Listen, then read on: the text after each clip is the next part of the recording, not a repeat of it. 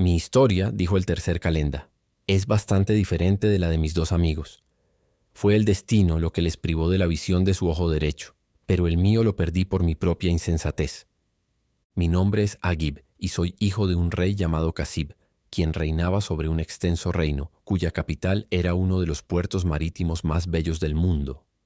Cuando sucedí a mi padre en el trono, mi primera preocupación fue visitar las provincias en el continente y luego navegar a las numerosas islas que se encontraban frente a la costa, con el fin de ganarme los corazones de mis súbditos. Estos viajes me dieron tal gusto por la navegación que pronto decidí explorar mares más distantes y ordené que se preparara una flota de grandes barcos sin demora. Cuando estuvieron adecuadamente equipados me embarqué en mi expedición. Durante 40 días, el viento y el clima estuvieron a nuestro favor, pero la noche siguiente se desató una tormenta terrible, que nos arrastró aquí y allá durante 10 días, hasta que el piloto confesó que había perdido completamente el rumbo. De acuerdo con sus instrucciones, se envió a un marinero a la cofa para tratar de avistar tierra, quien informó que no se veía nada más que el mar y el cielo, excepto una enorme masa de negrura que se extendía a popa. Al oír esto, el piloto se puso blanco, y golpeándose el pecho gritó: «Oh, Señor, estamos perdidos, perdidos», hasta que la tripulación tembló de miedo, sin saber a qué.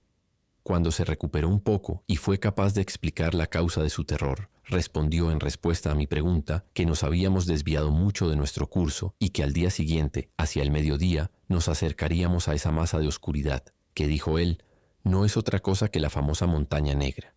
Esta montaña está compuesta de adamantio, que atrae así todo el hierro y los clavos de su barco.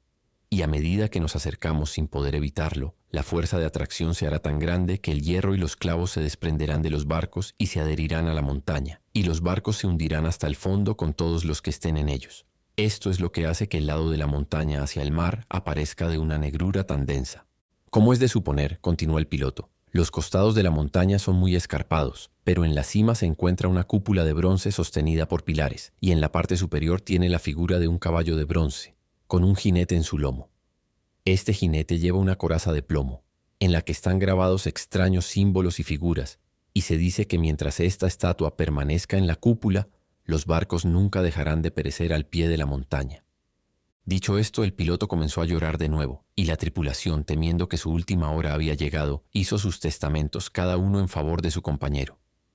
Al mediodía del día siguiente, como había predicho el piloto, estábamos tan cerca de la montaña negra que vimos cómo todos los clavos y el hierro salían volando de los barcos y se estrellaban contra la montaña con un ruido horrible. Un momento después los barcos se desmoronaron y se hundieron, llevándose a las tripulaciones con ellos. Solo yo logré agarrar una tabla flotante y fui arrastrado a la orilla por el viento, sin siquiera un rasguño. Qué alegría sentí al encontrarme al pie de unos escalones que conducían directamente a la montaña, pues no había otro centímetro a la derecha ni a la izquierda donde una persona pudiera poner el pie. Y de hecho los propios escalones eran tan estrechos y empinados que si hubiera soplado la más ligera brisa, ciertamente habría sido arrojado al mar. Cuando llegué a la cima encontré la cúpula de bronce y la estatua exactamente como el piloto había descrito, pero estaba tan exhausto por todo lo que había pasado que no hice más que echarles un vistazo, y arrojándome bajo la cúpula me quedé dormido al instante. En mis sueños se me apareció un anciano y me dijo: «Escucha, Agib, tan pronto como despiertes, cava el suelo bajo tus pies, y encontrarás un arco de bronce y 3 flechas de plomo. Dispara las flechas a la estatua y el jinete caerá al mar, pero el caballo caerá a tu lado, y deberás enterrarlo en el lugar de donde sacaste el arco y las flechas. Una vez hecho esto, el mar subirá y cubrirá la montaña, y en ella verás la figura de un hombre de metal sentado en un bote, con un remo en cada mano. Sube a bordo y deja que te conduzca. Pero si deseas ver tu reino nuevamente, no debes pronunciar el nombre de Alá». Habiendo pronunciado estas palabras, la visión me dejó, y desperté mucho más reconfortado. Me levanté de un salto y saqué el arco y las flechas del suelo, y con el tercer disparo el jinete cayó con un gran estrépito al mar, que empezó a subir tan rápidamente que apenas tuve tiempo de enterrar el caballo antes de que el bote se acercara a mí. Subí en silencio y me senté, y el hombre de metal se alejó remando sin parar durante 9 días, al cabo de los cuales apareció tierra en el horizonte. Estaba tan abrumado de alegría al ver esto que olvidé todo lo que el anciano me había dicho y grité: «¡Alabado sea Alá! ¡Alabado sea Alá!». Las palabras apenas habían salido de mi boca cuando el bote y el hombre se hundieron bajo mí, dejándome flotando en la superficie. Todo ese día y la noche siguiente nadé y floté alternadamente, dirigiéndome lo mejor que pude hacia la tierra más cercana. Finalmente mis fuerzas empezaron a fallar y me di por perdido cuando de repente se levantó el viento y una enorme ola me arrojó a una orilla llana. Entonces, poniéndome a salvo, extendí rápidamente mi ropa para que se secara al sol y me arrojé al suelo cálido para descansar. A la mañana siguiente me vestí y comencé a mirar a mi alrededor. Parecía no haber nadie más que yo en la isla, que estaba cubierta de árboles frutales y regada por arroyos, pero parecía estar a gran distancia del continente al que esperaba llegar. Sin embargo, antes de tener tiempo de sentirme abatido, vi un barco que se dirigía directamente hacia la isla, y sin saber si contendría amigos o enemigos, me escondí entre las gruesas ramas de un árbol. Los marineros dirigieron el barco hacia una ensenada, donde desembarcaron 10 esclavos con palas y picos. En medio de la isla se detuvieron, y después de cavar un tiempo, levantaron lo que parecía ser una trampilla. Luego regresaron al barco 2 o 3 veces para traer muebles y provisiones, y finalmente fueron acompañados por un anciano que llevaba de la mano a un muchacho apuesto de 14 o 15 años. Todos desaparecieron por la trampilla, y después de permanecer abajo unos minutos salieron de nuevo, pero sin el muchacho, y volvieron a cerrar la trampilla, cubriéndola con tierra como antes. Esto hecho, subieron al barco y zarparon. Tan pronto como desaparecieron de la vista, bajé de mi árbol y fui al lugar donde el muchacho había sido enterrado. Cavé la tierra hasta llegar a una gran piedra con un anillo en el centro. Al retirar esta piedra, se revelaron unos escalones de piedra que conducían a una gran habitación ricamente amueblada e iluminada con velas. Sobre un montón de cojines cubiertos con tapicería estaba sentado el muchacho. Al verme se asustó y se sobresaltó, y para calmar sus miedos le hablé de inmediato. «No te alarmes, señor, sea quien seas. Soy un rey e hijo de un rey, y no te haré daño. Por el contrario, tal vez he sido enviado aquí para liberarte de esta tumba, donde has sido enterrado vivo».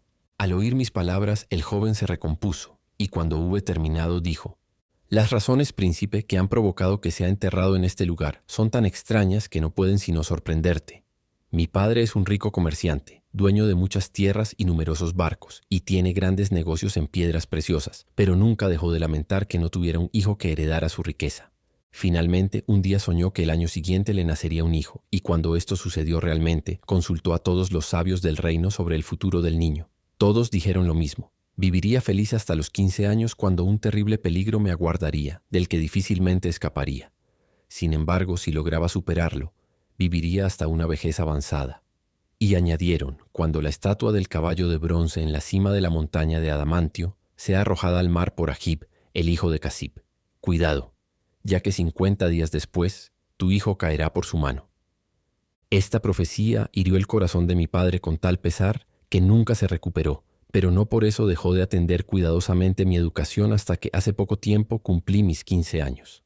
Fue solo ayer cuando le llegó la noticia de que, 10 días antes, la estatua de bronce había sido arrojada al mar, y de inmediato comenzó a esconderme en esta recámara subterránea, que fue construida para tal propósito, prometiéndome que me sacaría cuando pasaran los 40 días. Por mi parte no tengo miedo, ya que es poco probable que el príncipe Agib venga aquí a buscarme. Escuché su historia con una risa interna ante la absurdidad de que alguna vez deseara causar la muerte de este inofensivo muchacho, a quien me apresuré a asegurarle mi amistad e incluso mi protección, rogándole a cambio que me llevara en el barco de su padre a mi propio país. No hace falta decir que tuve especial cuidado de no informarle que yo era el Agib a quien temía. El día transcurrió en conversación sobre diversos temas, y encontré en él a un joven de ingenio agudo y con ciertos conocimientos. Asumí las tareas de un sirviente, sostuve el lavabo y el agua para él cuando se lavó, preparé la cena y la puse en la mesa. Pronto llegó a amarme, y durante 39 días vivimos tan agradablemente como podíamos esperar estando bajo tierra. Amaneció el día 40 y el joven al despertarse dio gracias con un estallido de alegría, pues el peligro había pasado. «Mi padre puede llegar en cualquier momento», dijo, «así que por favor prepárame un baño de agua caliente, para que pueda bañarme, cambiarme de ropa y estar listo para recibirlo». Entonces fui a buscar el agua como me pidió, lo lavé y lo froté, después de lo cual se acostó de nuevo y durmió un poco. Cuando abrió los ojos por segunda vez, me suplicó que le trajera un melón y un poco de azúcar, para comer y refrescarse. Pronto escogí un melón hermoso de los que quedaban, pero no pude encontrar un cuchillo para cortarlo. «Mira en la cornisa sobre mi cabeza», dijo, «y creo que verás uno». Estaba tan alta que tuve cierta dificultad para alcanzarla, y al enganchar mi pie en la cubierta de la cama, Resbalé y caí directamente sobre el joven, clavándole el cuchillo en el corazón. Ante esa terrible escena, grité en mi dolor y pena. Me arrojé al suelo, rasgué mis ropas y me arranqué el cabello con desesperación. Luego, temiendo ser castigado como su asesino por el desdichado padre, levanté la gran piedra que bloqueaba la escalera y saliendo de la recámara subterránea, cerré todo como antes. Apenas había terminado cuando, al mirar hacia el mar, vi el barco dirigiéndose hacia la isla y, sintiendo que sería inútil protestar mi inocencia, me oculté nuevamente entre las ramas de un árbol cercano. El anciano y sus esclavos zarparon en un bote en cuanto el barco tocó tierra y caminaron rápidamente hacia la entrada de la recámara subterránea. Pero cuando estuvieron lo suficientemente cerca como para ver que la tierra había sido removida, se detuvieron y palidecieron. En silencio descendieron todos y llamaron al joven por su nombre. Durante un momento no oí más.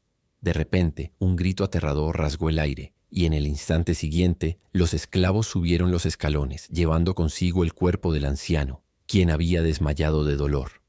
Al dejarlo al pie del árbol en el que me había refugiado, hicieron todo lo posible para reanimarlo, pero les llevó mucho tiempo. Cuando por fin recobró el sentido, lo dejaron para cavar una tumba, y luego, al depositar el cuerpo del joven en ella, lanzaron tierra sobre él.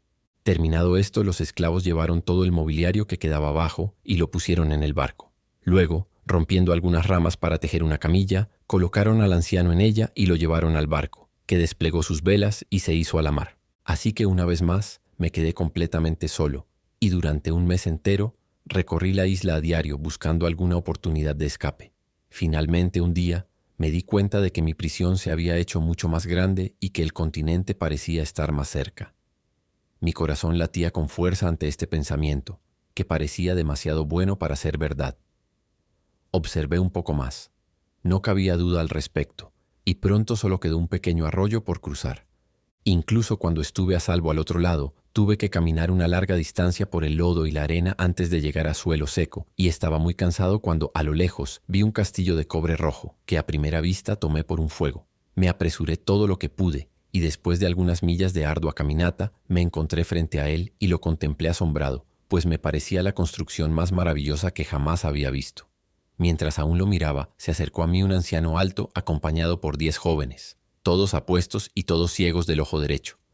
Ahora bien, a su modo, el espectáculo de 10 hombres caminando juntos, todos ciegos del ojo derecho, es tan inusual como el de un castillo de cobre, y mientras reflexionaba en mi mente qué podría significar este extraño hecho, me saludaron calurosamente y me preguntaron qué me había traído allí. Respondí que mi historia era algo larga, pero que si se tomaban la molestia de sentarse, estaría encantado de contársela. Cuando terminé, los jóvenes me rogaron que los acompañara al castillo, y acepté alegremente su oferta. Pasamos por lo que me pareció un interminable número de habitaciones y llegamos finalmente a un gran salón, amueblado con 10 pequeños sofás azules para los 10 jóvenes, que servían tanto de camas como de sillas, y con otro sofá en el centro para el anciano. Como ninguno de los sofás podía albergar a más de una persona, me pidieron que me colocara en la alfombra y que no hiciera preguntas sobre nada de lo que viera. Al cabo de un rato el anciano se levantó y trajo la cena, que comí con muchas ganas, pues estaba muy hambriento. Luego, uno de los jóvenes me rogó que repitiera mi historia, que les había causado gran asombro, y cuando terminé, pidieron al anciano que cumpliera con su deber, pues ya era tarde y deseaban irse a la cama. Al oír estas palabras, se levantó y fue a un armario, de donde sacó 10 tazones, todos cubiertos con telas azules. Colocó uno frente a cada uno de los jóvenes, junto con una vela encendida. Cuando retiraron las cubiertas de los tazones, vi que estaban llenos de cenizas, polvo de carbón y hollín. Los jóvenes mezclaron todo y se untaron la mezcla en la cabeza y la cara. Luego lloraron y se golpearon el pecho gritando: «Este es el fruto de la ociosidad y de nuestras vidas malvadas». Esta ceremonia duró casi toda la noche, y cuando se detuvo se lavaron cuidadosamente, se pusieron ropas limpias y se acostaron a dormir. Aunque había evitado hacer preguntas, mi curiosidad parecía arder dentro de mí. Al día siguiente, cuando salimos a caminar, les dije: «Caballeros, debo desobedecer sus deseos, ya que no puedo permanecer en silencio por más tiempo». No parecen carecer de ingenio, sin embargo, realizan acciones que solo los locos podrían ejecutar. Pase lo que pase, no puedo evitar preguntar: ¿por qué se untan la cara con negro y cómo es que todos son ciegos de un ojo? Pero solo respondieron que esas preguntas no eran asunto mío y que haría bien en mantener la paz. Durante ese día hablamos de otras cosas, pero cuando llegó la noche y se repitió la misma ceremonia, les supliqué fervientemente que me explicaran el significado de todo eso. «Es por tu propio bien», respondió uno de los jóvenes, «que no hemos concedido tu solicitud, y para preservarte de nuestro desafortunado destino. Si sin embargo deseas compartir nuestro destino, no demoraremos más». Respondí que cualquiera que fuera la consecuencia, deseaba satisfacer mi curiosidad y que asumiría el resultado por mi cuenta. Entonces me aseguró que incluso cuando hubiera perdido mi ojo, no podría quedarme con ellos, ya que su número estaba completo y no podía ser incrementado. A esto respondí que, aunque me doliera separarme de tan honestos caballeros, no me volvería atrás en mi resolución por ese motivo. Al escuchar mi determinación, mis 10 anfitriones tomaron entonces una oveja y la mataron, y me entregaron un cuchillo, que dijeron me sería útil más adelante. «Debemos coserte en esta piel de oveja», dijeron, «y luego dejarte. Un ave de tamaño monstruoso, llamada Roc, aparecerá en el aire pensando que eres una oveja. Te agarrará y te llevará al cielo, pero no te alarmes, ya que te dejará seguro en la cima de una montaña. Cuando estés en el suelo, corta la piel con el cuchillo y quítatela. Tan pronto como el Roc te vea, se alejará huyendo, pero debes caminar hasta que llegues a un castillo cubierto de placas de oro, adornado con joyas. Entra sin miedo por la puerta, que siempre está abierta, pero no nos pidas que te contemos lo que vimos o lo que nos sucedió allí, ya que eso lo aprenderás por ti mismo. Solo podemos decirte que nos costó a cada uno nuestro ojo derecho, y nos impuso nuestra penitencia nocturna. Después de que los jóvenes hubieron tenido la molestia de coserme la piel de oveja, me dejaron y se retiraron al salón. En pocos minutos el Roc apareció y me llevó en sus enormes garras a la cima de la montaña, tan ligeramente como si hubiera sido una pluma, pues este gran pájaro blanco es tan fuerte que se sabe que ha llevado incluso a un elefante a su nido en las colinas. En el momento en que mis pies tocaron el suelo, saqué mi cuchillo y corté los hilos que me sujetaban, y la visión de mí en mi ropa habitual asustó tanto al Roc que extendió sus alas y voló lejos. Luego me puse en marcha para buscar el castillo. Lo encontré después de vagar durante medio día, y nunca pude haber imaginado algo tan glorioso. La puerta daba a un patio cuadrado en el que se abrían 100 puertas, 99 de ellas de maderas raras y una de oro. A través de cada una de estas puertas vislumbré espléndidos jardines o ricos almacenes. Entrando en una de las puertas que estaba abierta, me encontré en un vasto salón donde 40 jóvenes damas, magníficamente vestidas y de perfecta belleza, descansaban. Tan pronto como me vieron, se levantaron y me dieron la bienvenida con palabras amables, e incluso insistieron en que tomara posesión de un asiento que estaba más alto que los suyos, aunque mi lugar correcto era a sus pies. No contentas con esto, una me trajo espléndidas vestiduras, mientras otra llenaba un lavabo con agua perfumada y la vertía sobre mis manos, y el resto se ocupaba en preparar refrigerios. Después de haber comido y bebido los alimentos más delicados y los vinos más raros, las damas se reunieron a mi alrededor y me rogaron que les contara todas mis aventuras. Para cuando terminé, había caído la noche, y las damas iluminaron el castillo con tal cantidad prodigiosa de velas que apenas podía haber más luz durante el día. Luego nos sentamos a una cena de frutas secas y dulces, después de lo cual algunas cantaron y otras bailaron. Me divertí tanto que no noté cómo pasaba el tiempo, pero finalmente una de las damas se acercó e informó que era medianoche y que, como debía estar cansado, me conduciría a la habitación que había sido preparada para mí. Luego, deseándome buenas noches, me dejaron dormir. Pasé los siguientes 39 días de manera muy similar al primero, pero al cabo de ese tiempo las damas aparecieron, como era su costumbre, en mi habitación una mañana para preguntar cómo había dormido, y en lugar de lucir alegres y sonrientes, estaban bañadas en lágrimas. «Príncipe», dijeron, «debemos dejarte, y nunca ha sido tan difícil separarnos de alguno de nuestros amigos. Lo más probable es que nunca te volvamos a ver, pero si tienes suficiente autocontrol, tal vez aún podamos esperar un reencuentro». «Señoras», respondí, «¿qué significan estas extrañas palabras? Les ruego que me lo digan».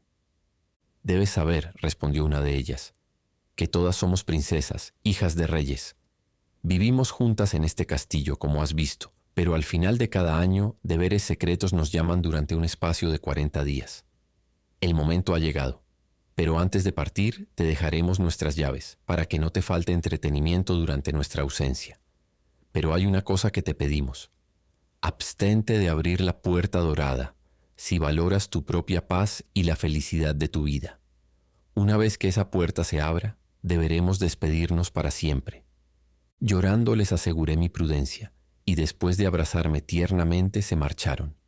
Cada día abría 2 o 3 puertas nuevas, cada una de las cuales contenía detrás tantas cosas curiosas que no tuve oportunidad de aburrirme, aunque lamentaba la ausencia de las damas. A veces era un huerto, cuyos frutos superaban en tamaño a cualquiera que creciera en el jardín de mi padre. A veces era un patio plantado con rosas, jazmines, narcisos, jacintos y anémonas, y 1000 otras flores cuyos nombres no conocía. Otras veces era un aviario lleno de todo tipo de aves cantoras o un tesoro amontonado de piedras preciosas. Pero fuera lo que fuera, todo era perfecto a su manera. 39 días pasaron más rápido de lo que hubiera podido imaginar, y a la mañana siguiente las princesas debían regresar al castillo. Pero ¡ay! Había explorado cada rincón, salvo la sala cerrada con la puerta dorada, y ya no tenía nada con qué entretenerme. Me paré frente al lugar prohibido por algún tiempo, contemplando su belleza. Luego, una feliz inspiración me golpeó, y pensé que, aunque abriera la puerta, no era necesario que entrara en la recámara. Sería suficiente para mí quedarme afuera y ver las maravillas ocultas que pudiera haber allí. Así, argumentando en contra de mi propia conciencia, giré la llave, cuando un olor, placentero aunque abrumador, me hizo perder el sentido, y caí desmayado sobre el umbral. En lugar de ser advertido por este accidente, tan pronto como recuperé el conocimiento, salí al aire libre por unos momentos para sacudirme los efectos del perfume, y luego entré con audacia. Me encontré en una gran sala abovedada, iluminada por velas perfumadas con áloe y ámbar gris, colocadas en candelabros de oro, mientras lámparas de oro y plata colgaban del techo. Aunque a mi alrededor se acumulaban objetos de raro y fino trabajo, les presté poca atención. Tan impresionado estaba por un gran caballo negro que se encontraba en una esquina, el animal más hermoso y bien conformado que jamás había visto. Su silla y brida estaban hechas de oro macizo, maravillosamente trabajadas. Un lado de su pesebre estaba lleno de cebada limpia y sésamo, y el otro con agua de rosas. Conduje al animal al aire libre y luego salté sobre su lomo, sacudiendo las riendas mientras lo hacía. Pero como no se movía, lo toqué ligeramente con una vara que había recogido en su establo. En cuanto sintió el golpe, extendió sus alas, que no había percibido antes, y voló conmigo directamente hacia el cielo. Cuando alcanzó una altura prodigiosa, descendió de nuevo a la tierra y aterrizó en la terraza de un castillo, sacudiéndome violentamente del sillín y dándome tal golpe con su cola que me dejó tuerto del ojo derecho. Medio aturdido como estaba con todo lo que me había sucedido, me levanté pensando en lo que les había ocurrido a los 10 jóvenes y observé al caballo que se elevaba hacia las nubes. Dejé la terraza y vagué hasta que llegué a una sala que reconocí como aquella de la que el roc me había llevado, por los 10 sofás azules contra la pared. Los 10 jóvenes no estaban presentes cuando primero entré, pero llegaron poco después, acompañados por el anciano. Me saludaron amablemente y lamentaron mi desgracia, aunque de hecho esperaban nada menos. «Todo lo que te ha ocurrido», dijeron, «nosotros también lo hemos pasado, y aún estaríamos disfrutando de la misma felicidad si no hubiésemos abierto la puerta dorada mientras las princesas estaban ausentes. No has sido más sabio que nosotros, y has sufrido el mismo castigo. Con gusto te recibiríamos entre nosotros para realizar la misma penitencia, pero ya te hemos dicho que esto es imposible. Parte, pues, de aquí y dirígete a la corte de Bagdad, donde encontrarás a quien puede decidir tu destino». Me indicaron la ruta que debía seguir y me despedí de ellos. En el camino hice que me afeitaran la barba y las cejas y me vestí con el hábito de Calenda. Ha sido un largo viaje, pero llegué esta tarde a la ciudad, donde encontré a mis hermanos Calendas en la puerta, siendo forasteros como yo. Nos asombramos mucho al ver que todos estábamos ciegos del mismo ojo, pero no tuvimos tiempo para discutir a fondo nuestras calamidades comunes. Solo tuvimos tiempo de venir aquí a implorar esos favores que generosamente habían tenido a bien concedernos. Él terminó, y fue el turno de Zobeida para hablar. «Vayan a donde gusten», dijo dirigiéndose a los 3. «Los perdono a todos, pero deben salir inmediatamente de esta casa.